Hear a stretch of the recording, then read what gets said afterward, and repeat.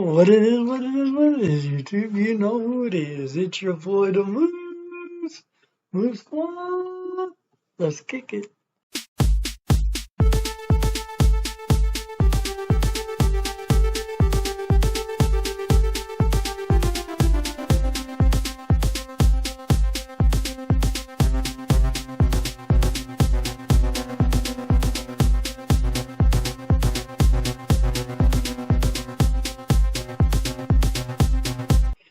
So, 5 attributes of what you need to start to thinking about owning your own DJ business and being legit.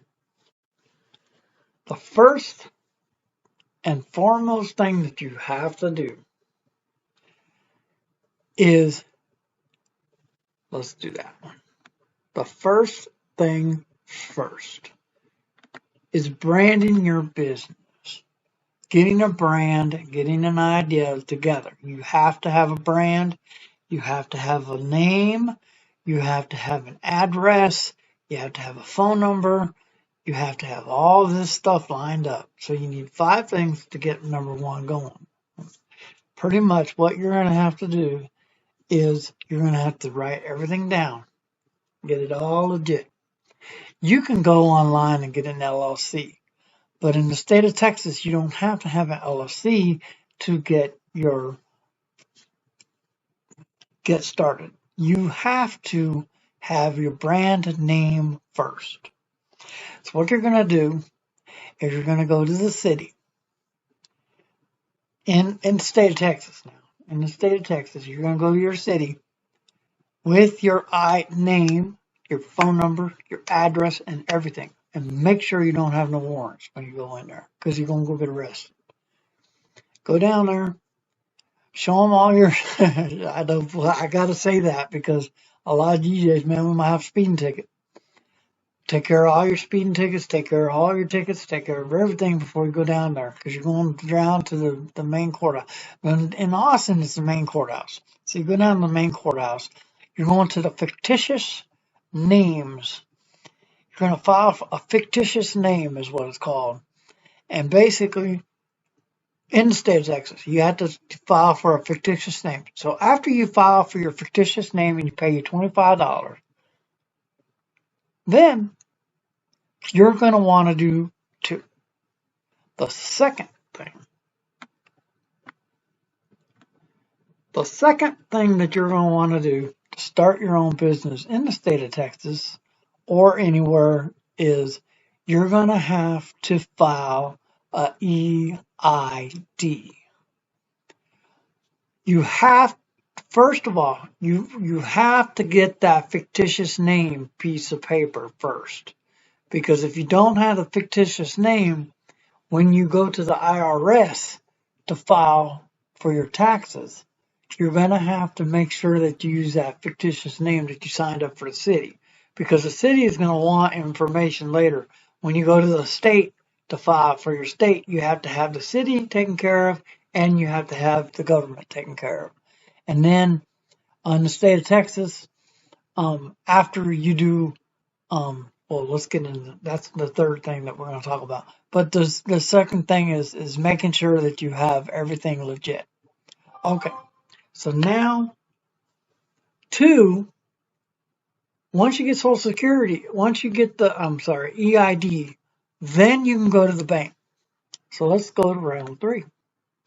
Sorry about that. Let's go to 3. 3, go to your local bank. I use Wells Fargo. You're going to want to take all that information that you got from the city, that you got from the IRS. You're going to take that down there with your ID, and you're going to open a business account. Now, this is if you want to be a proprietor on your own. This is the proper way to do LLC. A lot of people run and pay the $300 to get the LLC, but they don't have the bread and butter to pick it up and do their own little thing, because the LLC does all of this. You could do it for free. You can basically do it for a cheaper price because EIDs are free. You can go to the IRS and file for an EID or you can use your social security number, but EIDs is better because it's basically your business ID. That's your business ID number. I have a business ID number off my tattoo stuff, but not off of this, off my tattoo parlor that I was going to open up. But I still have that information. And when I do go to the IRS, I have to use that information. They don't give you two.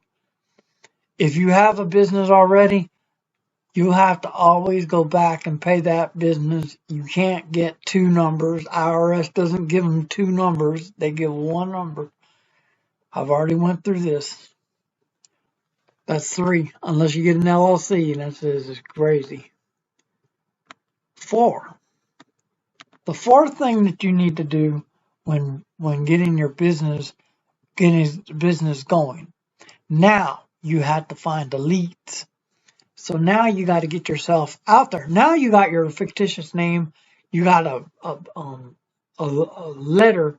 Basically, if you go in like the city, if you go into any restaurant or anything else, they have that little letter that's stapled there that you can actually make money in the city. That's legal. That's the legal way.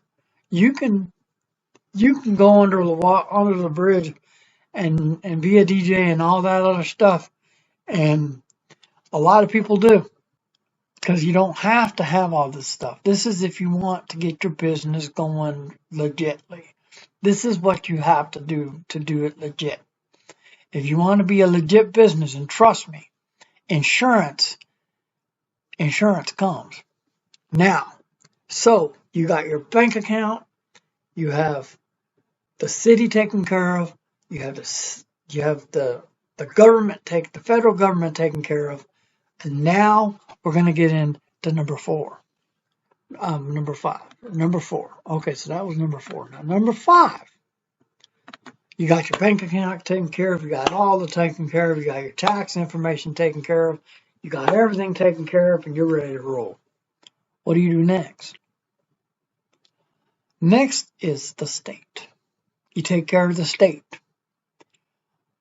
If you wanna go in your city and you wanna go in your state, getting the state information from the state. Going to the, what was it called? It was going to the, I forgot what the name of it was, but it's basically you go to the state of Texas, you put in TSS, and then you what was it called? It was called something. The Secretary of State. That's what you want to do. You got to go into the Secretary of State in the state of Texas. Now, I don't know what it's called in Colorado or Michigan or anything like that, but in the state of Texas, you go to the Secretary of State and you file your business with the Secretary of State. And basically what you're going to do is there's a guy that's head over it and whatever, and you're going to pay your taxes. You're going to pay the $300 and something in the state of Texas. And they're going to give you your fictitious name follows you over to the state of Texas. So now you're a legit business running. You have your tax information done. You have all this. Now, you can go get an LLC and does all of this for you. But my suggestion is you got your feet, do it yourself. Because by the time you get done doing the LLC with a lawyer, you're going to just out your ears with a wazoo of money that you have to actually spend. Because you're going to be spending a lot more.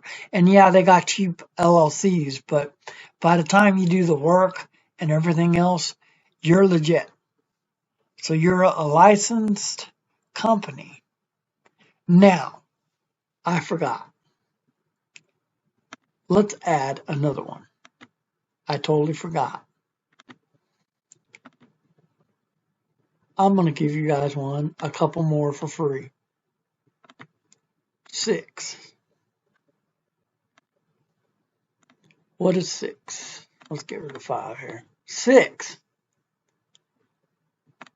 Okay. getting your insurance and getting the DJ contract set up. Getting DJ insurance is going to ensure you that you're a legit person. Now, a lot of places, a lot of people, a lot of the city and everything else, they require a state license. Now, they don't stick to any of this stuff. But if you want to be a DJ that's going to work for the city, go to a school, DJ schools, I recommend that you get insurance. If you're going to want to do the proms, you gotta have insurance. If you're going to go to somebody's backyard, you have to have insurance. Don't go to somebody's backyard and not have insurance. Because if somebody trips on that wire in that backyard, you're liable. Now, there are some tricks and tips that I want to show you on how to manage your wire when you can't tape it down. Because there are some ways that I can show you to help you. We did it at the pool. It's very simple. You run the wire in the trees if you have to. You run the wires where people aren't going to walk regularly. And if they do trip, well, it's in the trees. So, anyway, I don't know of any wedding where there's people walking in the tree. I won't say that. Because you know how people get drunk and just go crazy. But anyway, so round 6 is basically making sure that you have all your paperwork ready and legit for the client. Let's do a 7. I like this. I'm getting on at this. Let's do 7.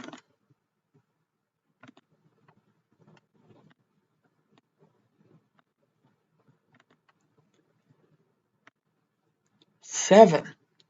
I have 10 of them, yo. I have 10 of these creature letter numbers. Anyway, number 7. Number 7, man. Number 7 is the pro tip. If you plan on starting start gig logging, you need to have what they call, you need to have paperwork that states that you're not liable for anything that happens.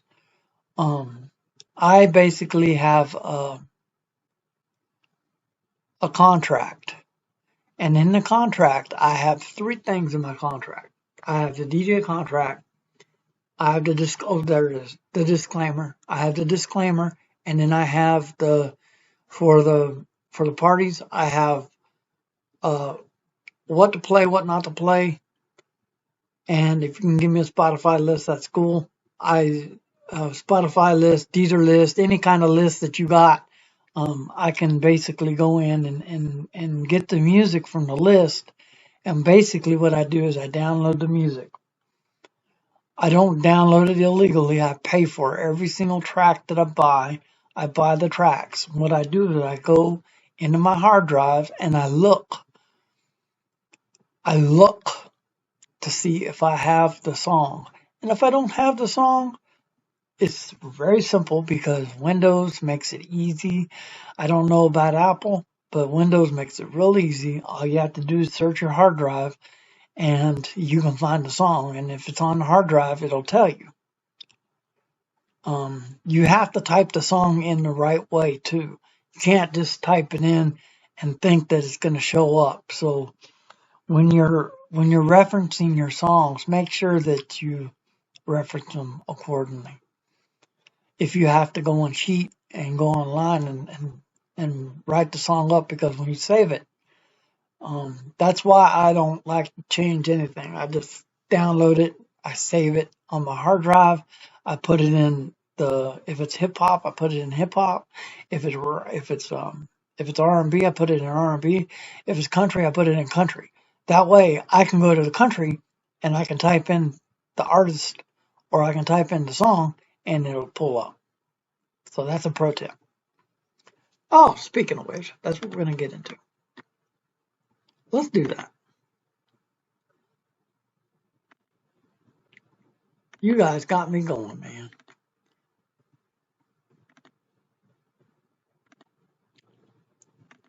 Round 8. Getting music from places. Now, there are a bunch of places that you can get music. You can do it the diabolical way and pay $9.99. Okay, now listen to me. Okay, I'm going to get onto this and I'm going to make it very, very simple for you. SERATO, you can go in, pay the $20 a month, 29, I think it's up to $29, $29 a month, and you can have your music from BeatSource already in SERATO. You can go and pay $9.99 a month, which I suggest that you pay $9.99 a month anyway and go ahead and get Spotify because let me explain this to you. When you get a gig from somebody and they request a song, well, here's a pro tip. I'm going to use a pro tip on y'all. The pro tip is this. If you use Spotify, they can give you the right song they want to play. Do you know California Love has 5 different kinds of edits? 5 different kinds of edits. There's the original, and then there's 4 other edits. If you go to BPM Supreme, you're going to get one of those edits that I'm talking about. If you go to, if you go to the other one I belong to, if you go to it and type in that California Love, you're going to get a different version. If you go to BeatSource, you're going to get a different version. Y'all know that, right? They're not going to be the same. They're all going to be different. And the editors are going to edit it the way they want to edit it. So it's very careful that you get the one that you want. So going to Spotify helps out a lot. Now, I'm going to tell you this. If you're playing California Love, you really don't have much to edit anyway. I think there's 1 or 2 songs in the original song that, because it was made for MTV, so there's really no edit with it. And Tupac not to cuss, that's a big deal, man. Yeah, that's a big deal. He did say a couple words in there, but it's just like easy to edit. What I would suggest on this one is making sure that you edit the music and edit it right. Getting the proper edited music for your business and making sure that you double check with the client what music to play. Now I'm through with the checklist, so there's 5 with 3 extra on there. I added 3 extra just for you. Now remember, starting a business sometimes is going to be rough. It's no piece of cake. There's always going to be something that's going to come up. Always something that's going to come up. But if you have the bread and butter to back it, then you're good to go. Now remember, things break, you have to replace them. You have to replace them. Make sure that you use deposits wisely, because deposits are going to be your number one thing that you're going to live on until the gig. And that's a pro tip. So this is 5 ways to get your business going and 3 extra pro tips. With 3 pro tips. Anyway, I hope y'all like that, man. Subscribe to my channel. Go ahead and ring that bell for more notifications for videos like this and countless others. Smash that like button. And if you don't like the video, go ahead and smash that down. Go ahead and do me a big favor, though. I don't say this a lot, but share the video.